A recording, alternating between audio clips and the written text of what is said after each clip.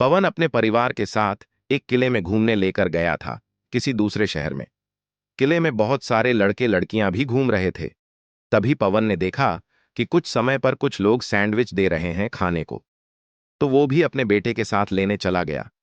उसने देखा कि उसने सैंडविच पर काफी मक्खन लगाया है, तो उसने एक टुकड़ा लेकर बाकी वहीं रख दिया। या जब उसने ये टुकड़ा खाया तो उसको अपने मुंह में कुछ अजीब सा लगा, जैसे पता नहीं क्या खा लिया। पीछे मुड़कर क्या देखता है कि कुछ मुस्लिम लोग आते हैं। या सबको डर लगता है कि उनके नारे लगाओ नहीं तो मरोगे। अब उनको देखकर पवन भी डर गया। या समझदारी दे काम लेकर वहीं से निकल गया। अपने परिवार को लेकर पवन ने कुछ दूर आकर एक रिक्शा लिया या जाने लगा। पर रास्ते में उसने देखा कि आगे सब जगह पानी ही पानी है, या सब कार बस पानी में डूब रहे हैं। ये देखकर वो उसी जगह पर उतर गया, या रिक्शे वाले को पैसे देकर आगे एक घर में गया मदद के लिए।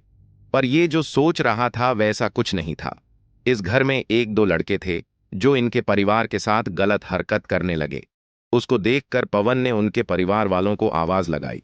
आवाज सुनकर उसके अब्बू अम्मी के साथ काय लेडीज आ गई। तो पवन ने उनको उन लड़कों की हरकत के बारे में बताया।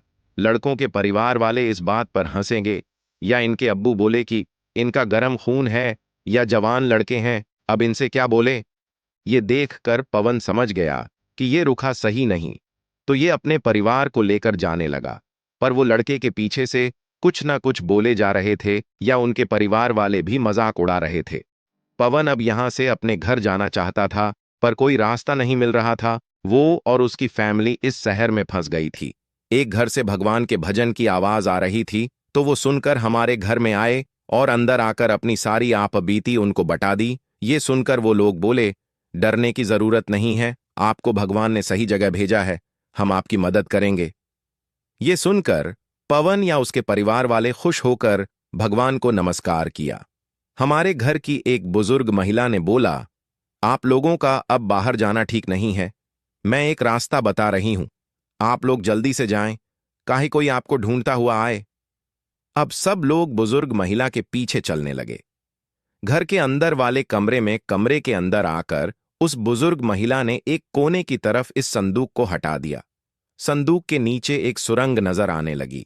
अब इस बुजुर्ग महिला ने बोला, आप इस रास्ते से होकर जाओ, आप अपना घर पहुंच जाओगे और कोई परेशानी नहीं होगी।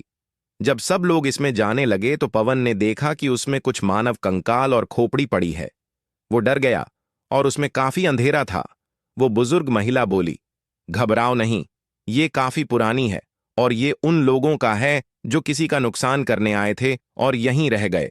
अब पवन के परिवार वाले एक एक करके सुरंग में जाने लगे और आखिरी में पवन भी नीचे आ गया। नीचे आकर देखा कि उसका छोटा भाई तो रह गया। उसने आवाज लगाई कि तभी कुछ और अनजान लोगों के साथ उसका छोटा भाई भी आ गया। अब सब लोग हमें सुरंग में आगे जाने लगे। एक मोबाइल की रोशनी के साथ जब सब लोग काफी आगे आ गए तो देखा एक अलमारी के ऊपर एक दिया जल रहा है और रास्ता नहीं है। सब लोग परेशान हो गए और बच्चों ने रोना शुरू कर दिया। इनको देखकर पवन भी उदास हो गया और भगवान को मदद करने के लिए कहा।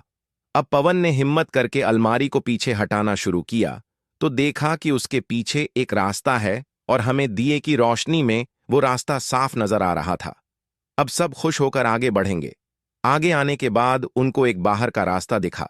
सब लोग हमसे रास्ते से बाहर आ गए।